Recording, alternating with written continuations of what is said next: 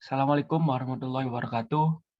Kami dari kelompok Mattel Intellivision mau mempresentasikan tentang materi kami dengan anggota kelompok yaitu saya sendiri, Dewimar Prasetya, NPI 04, Yugo Tananjoyo, NPI 24, Risma Auna, NPI 27, Mudafik Solik, NPI 60, Putra Dwiardianto, NPI 64. Lanjut kita slide pertama ke materi sejarah.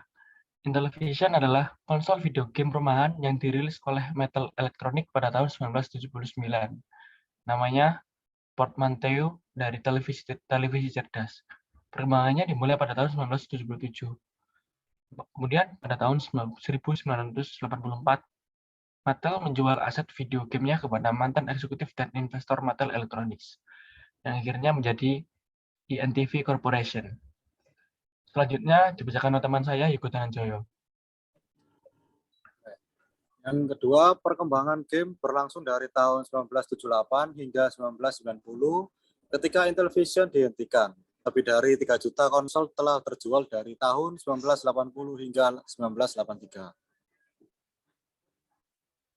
Pada tahun 1977, kelompok desain dan pengembangan Mattel mengamati sistem video game rumahan, di mana pada konsol video game rumahan memiliki grafis yang kaya dan gameplay yang membedakan dirinya dengan para pesaingnya. Dan Mattel mengidentifikasi chipset baru dari National Semiconductor. Karena harga chipset yang begitu mahal, APH Technological Consulting menyarankan untuk menggunakan chipset dari GI, General Instrument, yang dapat diprogram dalam katalog GI 1977. Lanjut dari teman saya. Sebuah tim di Mattel yang dipimpin oleh David Chandler mulai merekayasa perangkat keras, termasuk joystick. Pada tahun 1978, David Rolfe dan APH mengembangkan perangkat lunak kontrol eksekutif on-board bernama EXC. Pada musim panas, David Rolfe bersama kelompok mahasiswa Caltech mulai memprogram game pertama. Grafik yang dirancang oleh sekelompok seniman di Mattel di bawah pimpinan David James.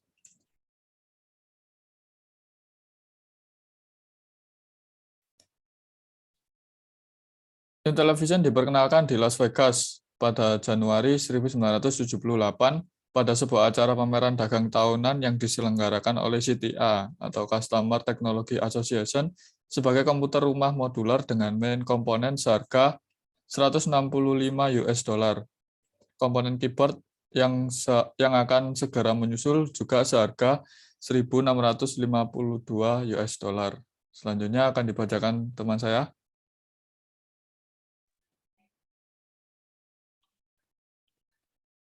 Intellivision cukup menggemparkan pasar, meskipun bukan salah satu penantang bagi Atari dan Warner Communication, karena serangkaian iklan yang dibintangi oleh George Plimpton, dan dia mengatakan, "The closest thing to the real thing." Pada permainan golf menampilkan suara yang realistis serta tampilan yang lebih 3G, membuat Atari terasa tersaingi. IntelliVoice. Pada tahun 1982, Mattel memperkenalkan modul sintesis suara IntelliVoice. IntelliVoice adalah novel dalam dua hal, suara laki-laki dan perempuan yang terdengar manusia dengan aksen yang berbeda. Dan permainan yang mendukung ucapan dirancang dengan ucapan menjadi bagian integral dari permainan.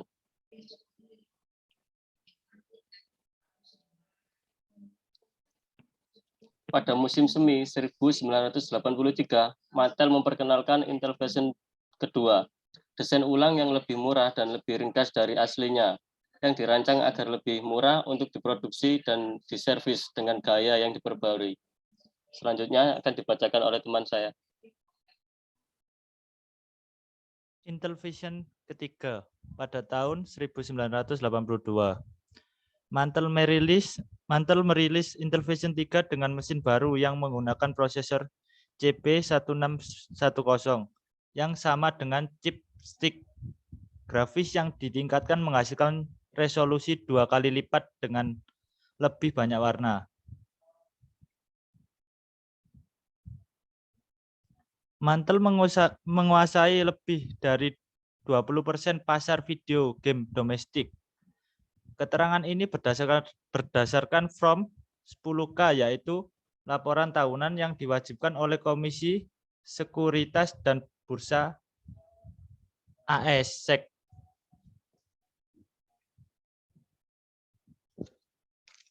Kehancuran Mattel.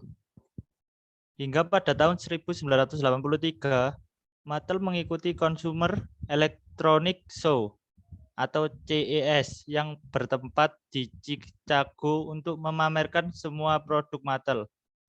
Namun mendapat tanggapan yang mengecewakan. Pada 12 Juli 1983, Presiden Mattel Electronics Josh Denham digantikan oleh orang luar, Mike Morris. Morris membatalkan Intellivision ketiga, kemudian mengembangkan perangkat keras setelah menghentikan 660 pekerja pada tahun 4 Agustus 1983. Ya, sekian dari kelompok kami. Wassalamualaikum warahmatullahi wabarakatuh.